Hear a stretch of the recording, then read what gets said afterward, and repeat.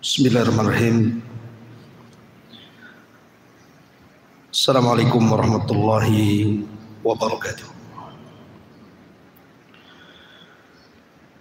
Alhamdulillah wassalatu wassalamu ala Rasulillah wa ala alihi wa sahbihi wa mawalah wa la hawla wa la quwwata illa billahi wa ba'du. Hadirin dan hadirat yang dimuliakan Allah Subhanahu wa taala. Alhamdulillah di pagi hari ini setelah melaksanakan kewajiban Allah salat subuh berjamaah,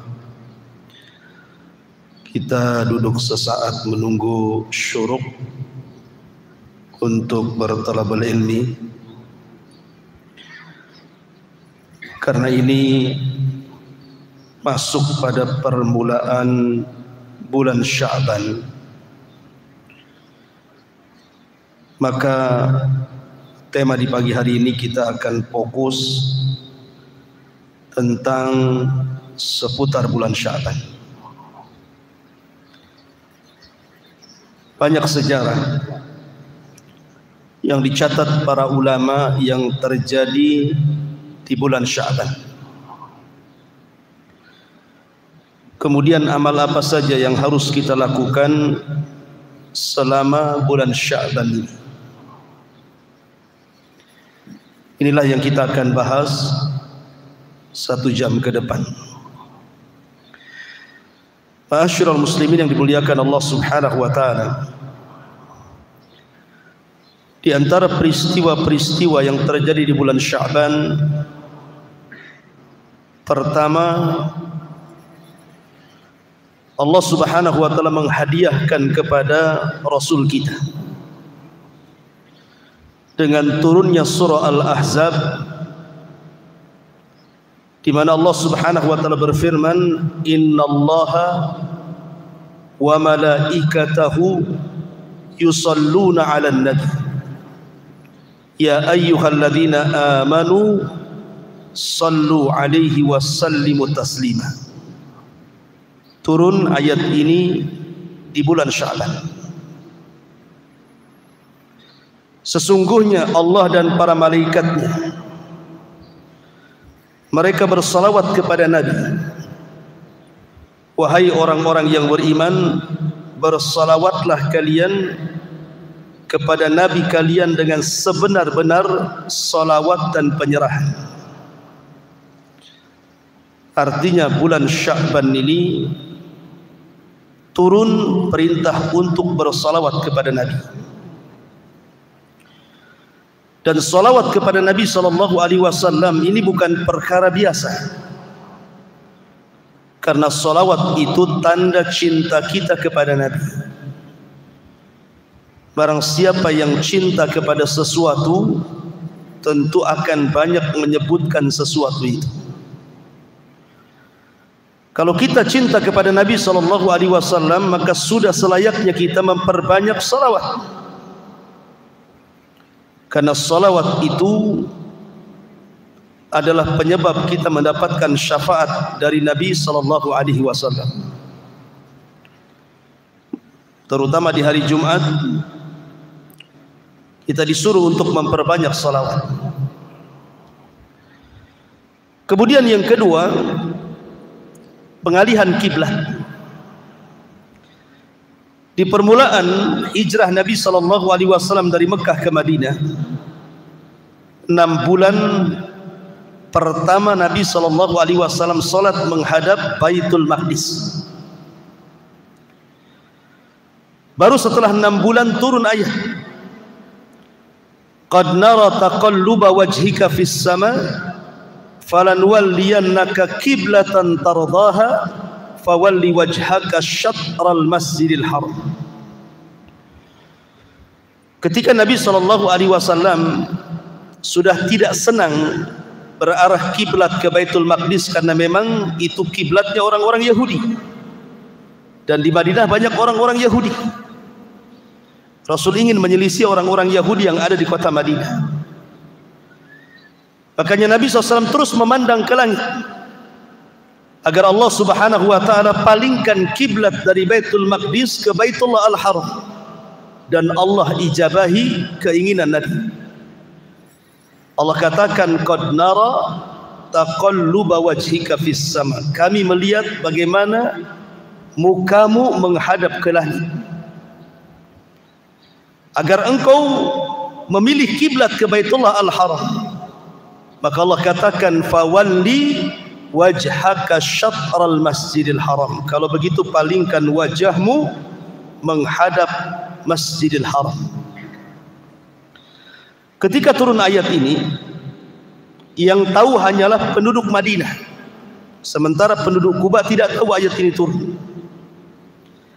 Sehingga ketika sholat subuh, sahabat yang ada di Kuba pada rakaat pertama masih menghadap Baitul Maqdis. Tiba-tiba ketika masuk rakaat kedua, datang penyeru, annal kiblata qad surrifat, bahwa kiblat sudah dialihkan. Maka mereka pun langsung dalam posisi ruku pada rakaat kedua, berputar 180 derajat dari Baitul Maqdis menuju Baitullah Al-Haram. Dan ini terjadi di bulan Sya'ban. Kemudian yang ketiga, diwajibkannya puasa Ramadan. Ketika Allah Subhanahu wa ta'ala turunkan ayat, ya ayyuhalladzina amanu kutiba alaikumus siyam kama kutiba alal ladzina min qablikum la'allakum tattaqun, wahai orang-orang yang beriman, diwajibkan atas kalian berpuasa sebagaimana diwajibkan kepada umat sebelum kalian agar kalian bertakwa. Ayat ini turun di bulan Sya'ban tahun kedua Hijriah. Artinya bulan Sya'ban ini datang perintah puasa Ramadan, yang sebelumnya umat Islam tidak punya puasa sendiri, masih mengikuti puasanya orang-orang Yahudi. Di permulaan hijrah, Rasul melihat ada orang-orang Yahudi sedang berpuasa. Kemudian bertanya, puasa apa kalian? Maka orang-orang Yahudi mengatakan, ini puasa yang dilakukan Nabi kami Musa alaihi salam tatkala diseberangkan oleh Allah dan diselamatkan dari kejaran Firaun. Maka Musa berpuasa, kami pun sebagai umatnya berpuasa. Maka Rasul mengatakan, kalau kalian berpuasa karena menghormati Musa, maka kami lebih menghormati Musa dibandingkan kalian. Sejak itulah Rasul memerintahkan puasa pada tanggal 10 Muharram. Tapi pada tahun kedua Hijriah, maka turun surah Al-Baqarah, perintah puasa Ramadan tepat di bulan Sya'ban tahun kedua Hijriah, sehingga menghapus hukum wajib puasa 10 Muharram menjadi sunnah. Karena Islam punya puasa sendiri 1 bulan full yang disebut dengan puasa Ramadan, dan kewajibannya turun di bulan Sya'ban. Ini yang ketiga. Yang keempat, terjadi peperangan di zaman Nabi SAW yang disebut dengan perang Bani Mustalik, atau disebut dengan perang Muraisiyah. Perang yang membongkar aib orang-orang munafik. Ketika Nabi SAW mendengar bahwa Bani Mustalik hendak menyerang Madinah, maka Rasul mempersiapkan pasukan menyerang balik. Sebelum diserang, Rasul menyerang dulu, dan Allah menangkan dalam perang Bani Mustalik. Bahkan salah seorang putri daripada pembesar Bani Mustalik, namanya Juwairiyah bintu Huyai, tertawan. Akhirnya kemudian Juwairiyah pun ingin memerdekakan dirinya. Maka Nabi memerdekakannya, kemudian menikahinya. Maka Juwairiyah menjadi Ummul Mukminin, satu di antara 11 istri Nabi SAW. Dengan masuk Islamnya Juwairiyah, 1 Bani Mustalik masuk Islam. Ini perang Bani Mustalik ini terjadi di bulan Sya'ban, dan Allah menangkan. Kemudian juga peristiwa yang lain adalah lahirnya seorang sahabat di kota Madinah. Sahabat yang pertama lahir dari kalangan orang-orang muhajirin, namanya Abdullah ibn Zubair, putra daripada Zubair ibn Awam yang menikah dengan Asma bintu Abi Bakri. Dan Abdullah ibn Zubair kelak akan menjadi khalifah setelah Muawiyah ibn Yazid tidak mau meneruskan kekuasaan Yazid bin Muawiyah. Maka Abdullah ibn Zubair memproklamirkan diri untuk menjadi Amirul Mukminin dari kota Madinah, dan serentak orang-orang berbaiat kepada Abdullah ibn Zubair ini. Walaupun belakangan dia dibunuh dalam peperangan oleh Hajjaj ibn Yusuf. Kemudian juga di antara peristiwa di bulan Sya'ban adalah lahirnya cucu Nabi SAW, Husain ibn Ali. Husain ibn Ali adalah satu di antara dua cucu Nabi. Pertama Hasan, yang kedua Husain. Maka siapapun yang mengaku keturunan Nabi, maka harus lewat dua jalur ini. Kalau tidak turunan Hasan, turunan Husain. Dan turunan Husain itu yang hidup cuma satu orang saja, karena semua mati di Karbala. Namanya Ali ibn Husain ibn Ali ibn Abi Talib, yang dikenal dengan Zainul Abidin.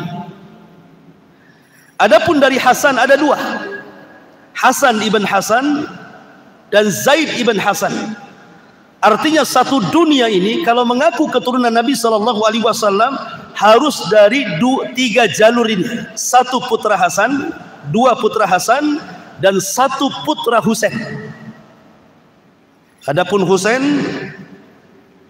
yang tersisa anaknya cuma satu, namanya, saya ulangi, Ali ibn Husain atau dikenal dengan Zainul Abidin. Adapun dari Hasan, Hasan ibn Hasan dan Zaid ibn Hasan. Dan semua putra Hasan dan Husain meninggal di Karbala, kecuali tiga orang ini. Lah Husain itu lahir di bulan Sya'ban.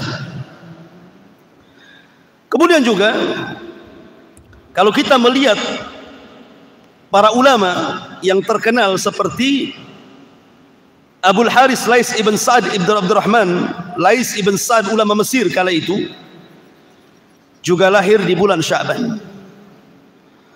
Dan banyak sekali para ulama yang lahir ataupun wafat di bulan Sya'ban. Intinya bahwa bulan Sya'ban itu bulan bersejarah yang tidak mungkin dilupakan oleh kita semuanya. Taib, ma'asyiral muslimin yang dimuliakan Allah Subhanahu wa taala. Lalu apa saja amalan-amalan yang harus kita lakukan selama bulan Sya'ban ini? Pertama, hadis Usama ibn Zaid radhiyallahu anhu.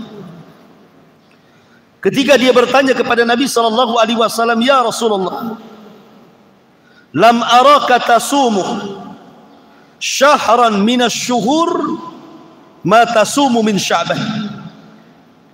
Rasul, aku tidak pernah melihat dirimu berpuasa hampir 1 bulan penuh kecuali di bulan Sya'ban. Maksudnya puasa sunnah.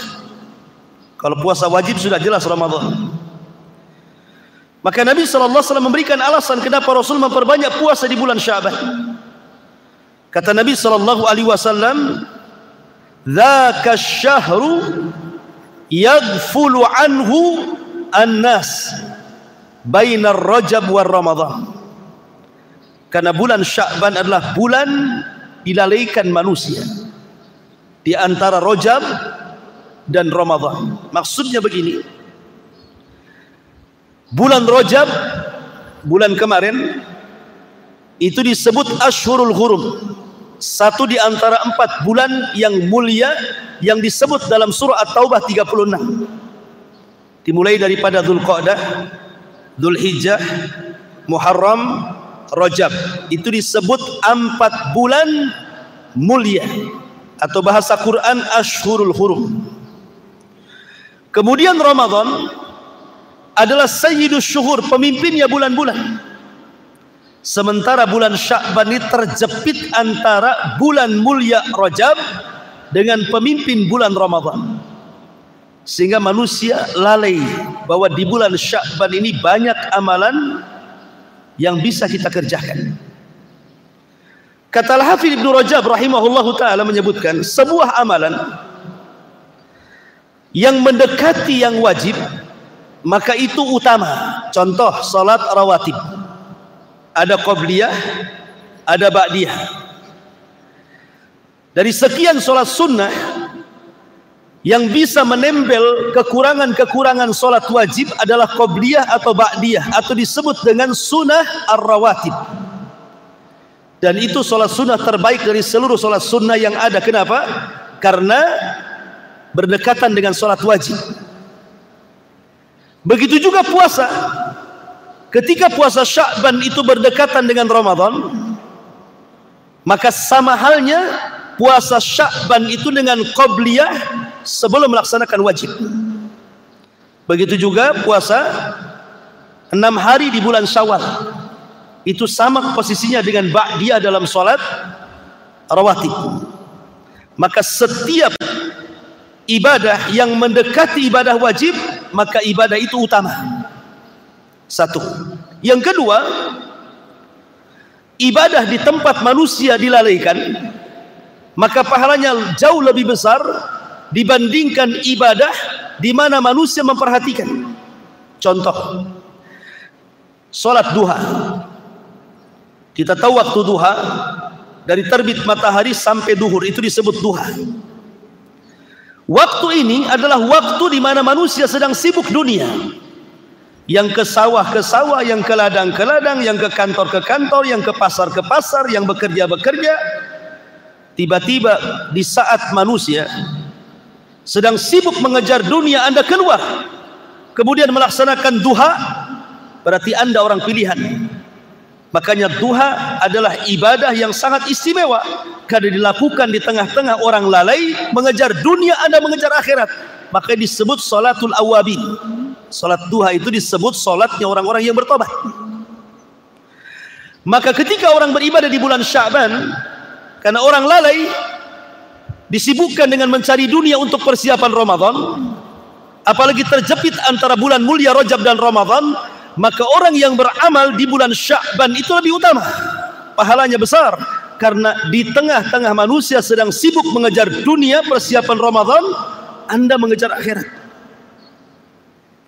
Kemudian yang ketiga, amalan yang dilupakan manusia mendekati keikhlasan dibandingkan amalan yang manusia tahu bahwa itu sebuah hal yang utama. Karena pada dasarnya amalan itu adalah disembunyikan, dan itu tanda keikhlasan. Boleh ditampakkan kalau ada hal yang memang memerlukan untuk ditampakkan, tapi pada dasarnya amalan itu sebaiknya tidak ditampakkan. Lah ketika bulan Sya'ban dilupakan manusia karena bukan bulan mulia, sehingga terkadang manusia tidak memandang.